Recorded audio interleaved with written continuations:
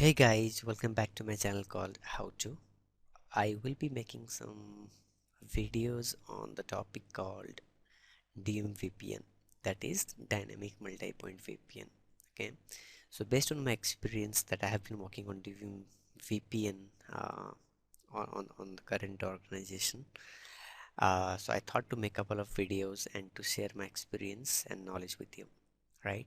So what is DMVPN, why it is used, and so on. So right, I hope I'm assuming, like, at least you are good with the basics with terms and terminologies that DMVPN uses, right?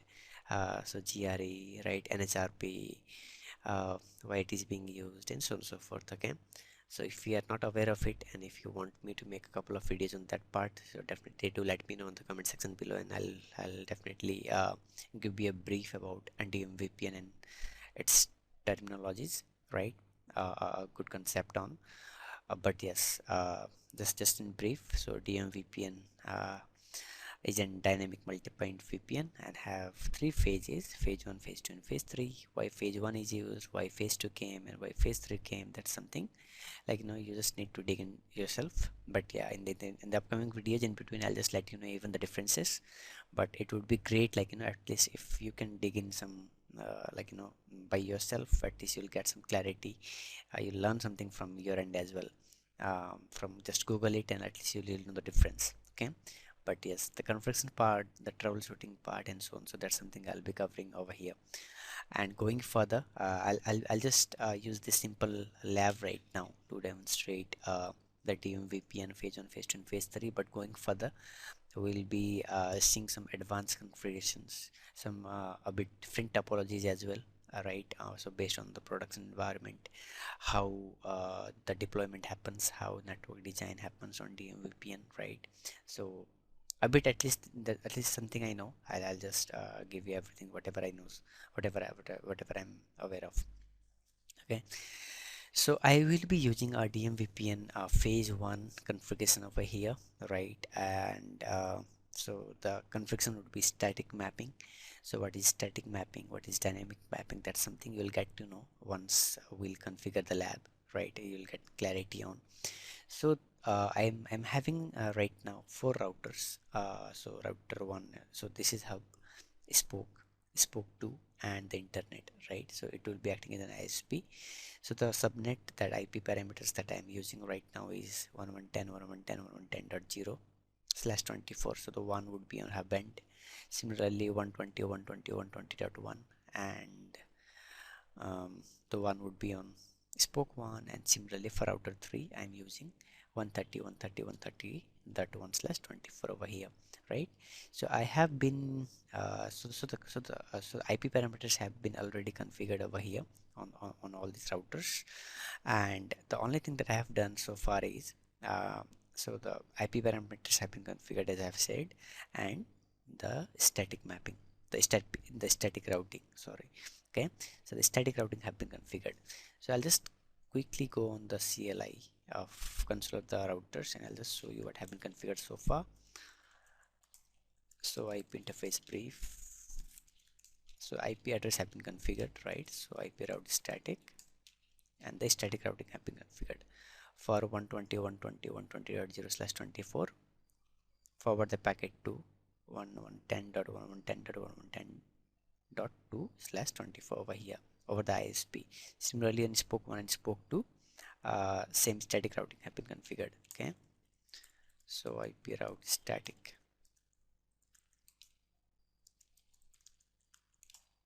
right? And even on spoke 3, we do have the reachability. Okay,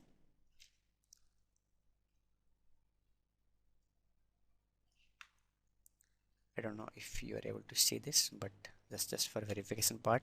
So IP interface brief, so IP address have been configured. So IP route static, so static routing have been configured over here, right? So for 120.120.120.0, point my traffic for next hop IP, right? So similarly for router 2 and router 3, so this is spoke 1. So IP interface brief, So IP route static. So simple, this IP parameters and the static routing have been configured so far. And if I will just make sure you have an reachability for spoke 1 and spoke 2 being 120.120.120.1, the spoke 1 IP address, right, the public IP address of the spoke 1, or in DMVPN we'll term it as NBMA address, right? And for from hub itself I'll ping the public IP address or the NBMA address of spoke 2. Okay, so it is successful. So which means we do have a reachability from hub to public IP address of the spokes. Now what we'll be doing is we will configure the tunnel, right? We will configure the DMVPN phase 1 with the help of static mapping, right? We'll use static mapping to configure the same. So just a brief. So DMVPN phase 1 will be on the hub end, hub will be using multi-point GRE tunnel, right? So spoke would be using GRE tunnel, right? So spoke would be talking to each other via hub, and so the flow would be spoke 1 would be talking to spoke 2 via hub. So the packet would be coming from spoke 1 to hub and from hub to spoke and back and forth, so the reverse. Okay, so we won't be using any so there is no need of any using IP and SRP map multicast dynamic or IP and SRP map multicast NBMA command over here right now if we are not using any IGPs, that is especially AIGRP in case of DMVPN or any other IGPs like OSPF or RIP. Okay, well, with that note, let's proceed with the configuration part, right? So I am on hub right now. I will be using tunnel 1. The IP address I will be using would be 100.1 on the tunnel, and tunnel source would be gig 0/0. That is, tunnel source should be gig 0/0, or you can even use the IP address, public IP address. That's up to you. If you want to use IP address, tunnel source, and then type the IP address and the public IP address, and you are good to go. Gig, but I'll be using the interface IP. So the tunnel source is there. Here tunnel mode would be GRE multi-point in the hub end. So this is the command, right?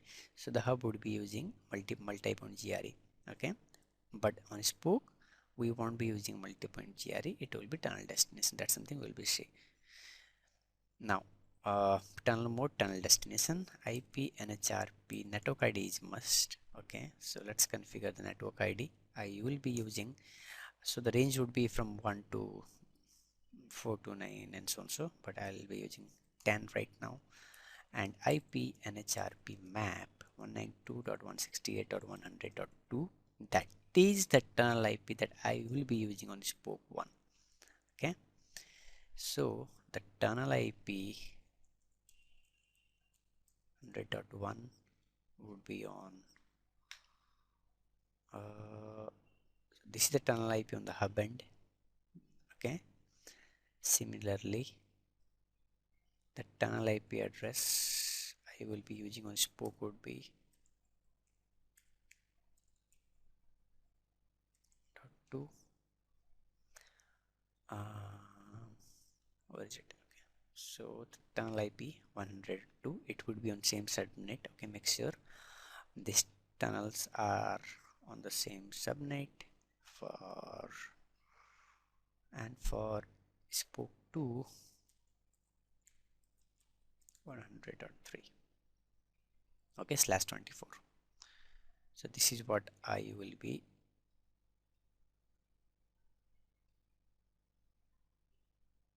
using on the tunnel end. Okay, so the tunnel 1 IP address would be, so on the hub end it's 100.1, 100.2 and 100.3. So now on the hub end, IP NHRP map, if I want to reach to this spoke tunnel IP, what would be the NBMA address? That is 120.120.120.1. okay, meaning by if I want to reach this hub, if I want to reach this tunnel IP on the spoke 1 that we'll be configuring later on, what would be the public IP address? What would be the NBME IP address? The NBME IP address would be 120.120.120.1. So that's the reason we have configured static routing at first and test the reachability, right? So until unless we won't be having the reachability on the public IP address, we won't be able to reach out to this tunnel IP. Okay, so that's the logic. So in the production, like if your any remote site, if any spoke site is having any internet issues, if the internet would be down, right, then definitely your DMVPN tunnel would be down. Okay, now for second part, IP NHRP map 192.168.100.3. if I want to reach this tunnel IP for the spoke 2, what would be the NBME IP address? That is 130.130.130.1. So here we are mapping these spokes statically. Getting it? For example, if I am a banking customer, if I'm an ICICI bank, and this is the central location, right?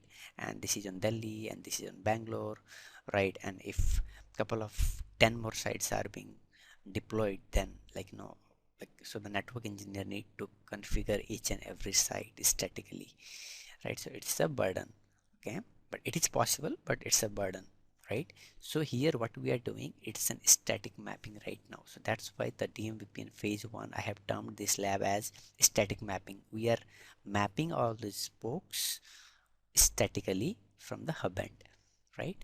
So this is done. So running, okay, so run for interface tunnel 1. What we have configured so far, IP address have been configured for the tunnel. IP address for the tunnel is configured, right? So IP NSRP mapping has been configured for our spoke 1 and spoke 2. So network ID have been configured, tunnel source and the tunnel mode. Now I'll go to spoke 2 and configure the same interface tunnel 1 IP address would be, guess it would be 2, right? As per our topology. Now tunnel source would be our gig 0/0, tunnel destination would be 1110.1110.1110.1. Here, see, in the hub band what we have done is tunnel source we have given as same, that's the tunnel gig 0/0, but the tunnel destination would be, the difference here is on the spoke end we will be using tunnel destination command, okay?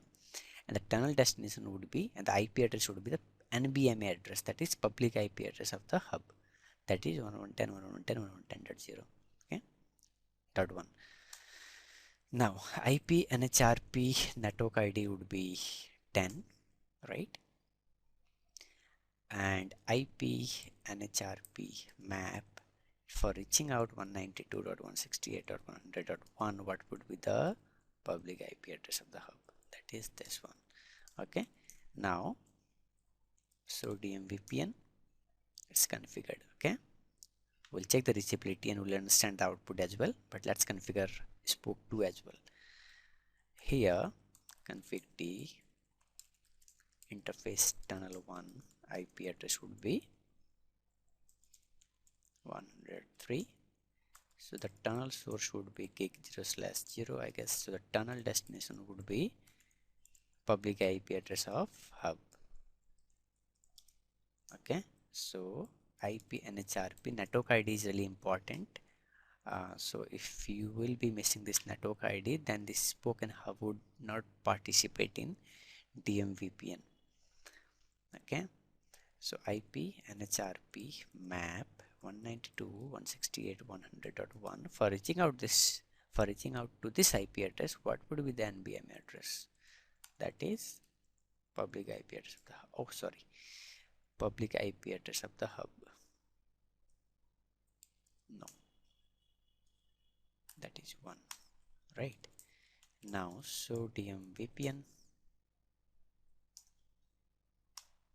okay, something is off. So running config for interface tunnel 1, what I have missed here, let's see. IP address have been configured, right? Network ID have been configured, tunnel source have been configured, tunnel destination have been configured, okay? But when I'm seeing the output, so DMVPN, so I can see the output, so I can see the hub IP address, right? So it's not configured. So what I'm missing right now here, can you guess it? So what we have missed is we haven't configured the static mapping over here with the hub. Interface tunnel 1, interface tunnel 1, IP NHRP map 192.168.100.1 for reaching out this hub tunnel IP. The NBM address that I'll be using is this one. Now do show DMVPN. You could see we have an output for DMVPN. Now if I'll go to hub, right, if I'll show DMVPN, now see I have two entries from this hub. Okay, so the first entry is for spoke 1, so the peer NBM address. Let's study the output now. So from hub, how many peers we have? We have 2 peers. Okay, so we have 2 peers for tunnel 1, and we are using tunnel 1 interface, and the peer NBM public IP address of spoke 1, right, and the tunnel IP address of spoke 1. The attribute as means static, that is statically we have configured this DMVPN hub and spoke configuration part is configured statically. The mapping has been done statically. Okay, and for spoke 2 peer NBM address, tunnel address, the state is NHRP. Up and down time is never, since it is statically mapped. Once we'll do some dynamic mapping, then probably we'll see some timers over here as well, and the attribute is static. Right now, so DMVPN details, we will see the same thing but couple of more fields, right? I'm like, so the IP address, if you're using a sort of VRF or not, so tunnel source and destination. Okay, so what transport we are using, that is multi-point GRE IP on the hub end, right? And so this peer tunnel IP address, static mapping for the target network, and so on. So IP NHRP. Here we'll see for spoke 1 IP, for this 100.2, what's the NBMA address? That is this one. The type is statically configured. So the tunnel was created 6 minutes 46 seconds ago. Okay, similarly for 103, tunnel was created 5 minutes 50 seconds ago. So these are timers that we can see over here, right? Now, can I ping the tunnel IP from hub 192.168.100.2? Pingable? Yes, pingable. 103 is pingable. From hub it is pingable. For both the spokes are reachable. What if from spoke to hub? Now from spoke I'll try to ping the hub 100.1. It's reachable? Yes, it's reachable. What if I want to ping? Okay, we're in spoke 2 right now. I want to ping spoke 1 IP, spoke 1 tunnel IP, that is 100.2 from here. Ping 192.168.100.2. Ping 192.168.100.2, right? It's reachable. From spoke as well, I'm able to reach to this spoke 1, right? And the vice versa. I'll just do trace route. Let's see what's the output would be. How the reachability is happening. If I'll trace route, right? So the logic here is it will go from hub to spoke 1. So I should see the 100.1 IP over here.